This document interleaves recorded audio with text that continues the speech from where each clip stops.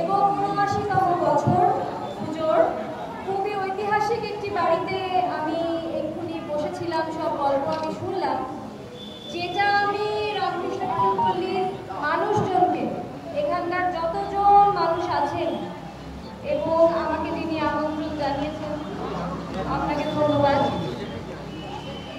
যেটা জানাতে চাই সেটা হচ্ছে আমার এবছর প্রথম প্রতিমা দর্শন কিন্তু আপনাদের সাথে এইখানে।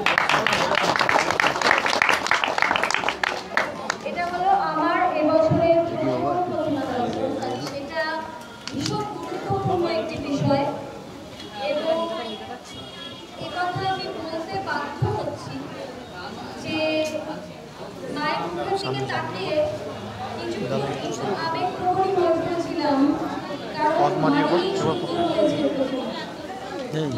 পূর্ণিমার সাজ, মা যে শাড়িটি পরেছেন এবং মায়ের মুখখানি এবং মায়ের চোখ দুটি এত অপূর্ব, এত ভালো লেগেছে যে আপনারা মানে যারা বেঁচেছেন, যারা এখানে ব্যবস্থাপনায় রয়েছেন পুজোর আর কি, তাদের যে ব্যবস্থাপনা, সেই উপলক্ষে আপনারা নিজেদের জন্য নিজেরা একটি হাততালি দিতে পারেন।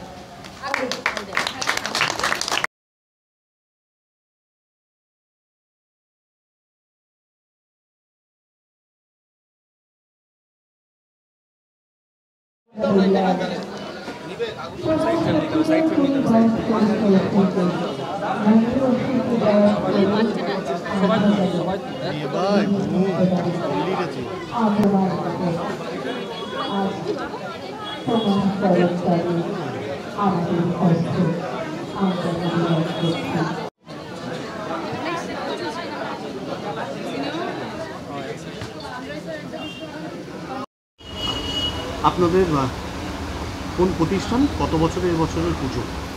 আমাদের শিবপুরের রামকৃষ্ণপুর পল্লী সার্বজনীন দুর্গোৎসব 79 ইয়ার্সের পুজো।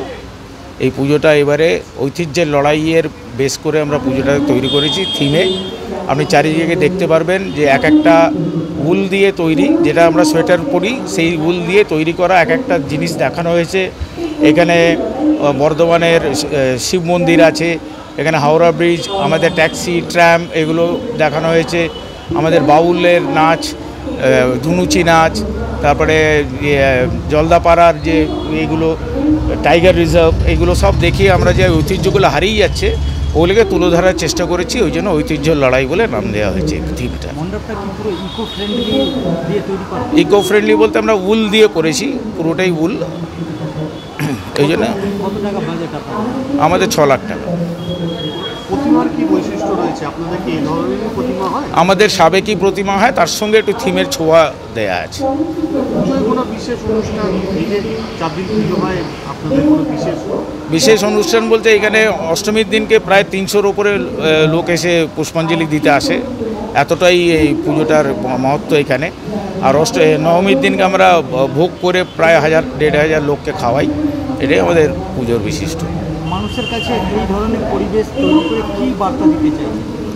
আমরা এখানে আমাদের এই ক্লাবটা একটা বারোয়ারি ক্লাব, এখানে আমরা সবাই এসে জুড়ে বসেছি। এখানে হিন্দু, মুসলিম, শিখ, ইসাই বলতে যেমন 4 রকম এখানে সব রকম জাতের লোকেরা, হিন্দুস্তানি বলুন, বিহারি বলুন। তা আমি নিজেই একটা তামিল, আমি 20 বছর ধরে এই পুজোটা হ্যান্ডেল করছি সেক্রেটারি হিসেবে। আমার সঙ্গে বাঙালি আছেন মিস্টার মোহন বাসু, এরকম মারওয়াড়ি লোক আছেন, এই তো বিনোদ শর্মাজি, এরকম আমাদের সব রকম লোককে নিয়ে আমরা এখানে যে টুগেদারনেসটা দেখাতে চাইছি, ইউনিটি ইন ডাইভার্সিটি। এই মণ্ডপ যেটা তৈরি করেছেন, হ্যাঁ, থিমের মাধ্যমে কি উদ্দেশ্য দিতে কেন ওই বার্তা? এইগুলো যে হারিয়ে যাচ্ছে, এটাকে আমরা প্রিজার্ভ করছি না। ডিফরেস্টেশন হচ্ছে, আমরা প্রিজার্ভ করছি না। টাইগার রিজার্ভ হচ্ছে, টাইগারগুলোকে মারছে লোকে, রাইনোসরাসগুলো হারিয়ে যাচ্ছে। এই সব জিনিসকে, মন্দিরগুলো ঠিক মতন মেনটেন হচ্ছে না। পুরনো মন্দির 108খানা মন্দির আছে এতে, সেইগুলো সব আমরা তুলে ধরেছি এখানে। ইমামবাড়া, ব্যান্ডেলের ইমামবাড়া আজকে গিয়ে দেখবেন কি খারাপ অবস্থায় আছে, অথচ অত পুরনো ঐতিহ্যকে মেনেই আমরা আধুনিক আর পুরনোকে মিক্স করে আমরা পুজোটাকে করছি। বাইরে দেখবেন টোটালি একদম আধুনিকভাবে জিওমেট্রিক্যাল শেপে প্যান্ডেল করা হয়েছে, আর ভেতরটা দেখবেন টোটালি হচ্ছে এই থিমের পুজো। আপনার নাম আর আমার নাম ভেঙ্কটরামন, আমি এই পুজোর সেক্রেটারি।